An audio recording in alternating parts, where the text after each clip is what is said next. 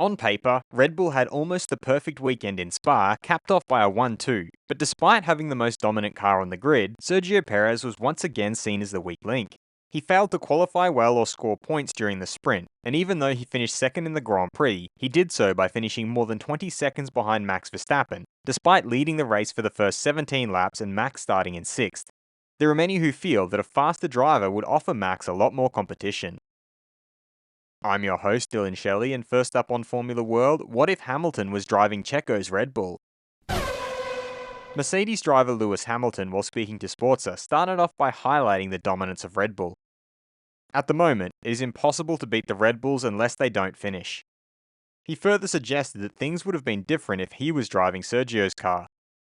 Of course, I want a car just as fast. If I was in Sergio's car, Max would not be having the time he is having now, but that is not the case. Checo did improve though, as prior to Spa he hadn't finished in the top 2 spots since the Miami Grand Prix that he won all the way back in the first week of May. Most of his struggles since then have been in the qualifying sessions. Red Bull team principal Christian Horner explained how he motivated Checo, which may or may not have been a joke, as quoted by Motorsport. I told him I wasn't going to talk to him if he wasn't in the top 5, and that I would squeeze a part of his anatomy if he wasn't. That seemed to have worked, so we'll have to try again at Zandvoort.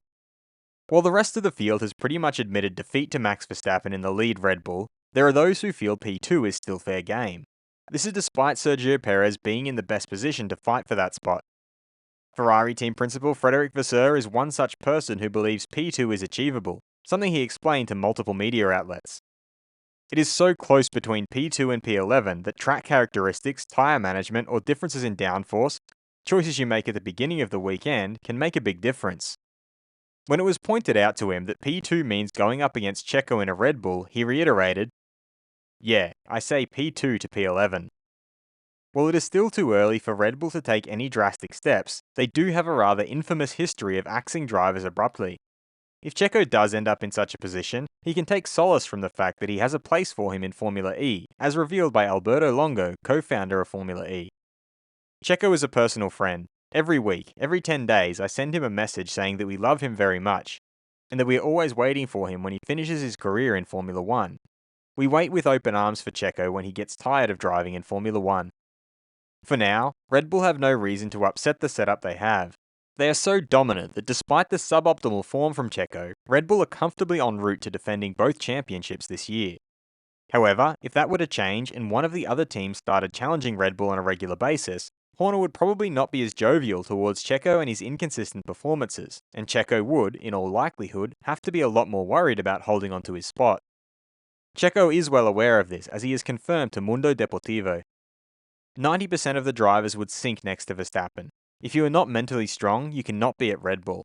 Here, you should not underestimate the level of pressure you are under. He signed off by highlighting the short leash drivers get at Red Bull. Red Bull is a team where if you have a bad session, you already have 5 drivers in your sights. It is constant pressure from the press. In these 3 years, I have never seen this in any other team before.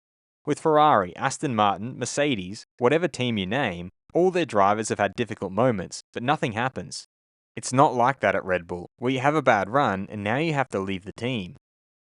In the highly competitive world of Formula 1, drivers would be more than happy and willing to replace Perez on short notice to get a chance to drive for what is currently the most dominant team in F1.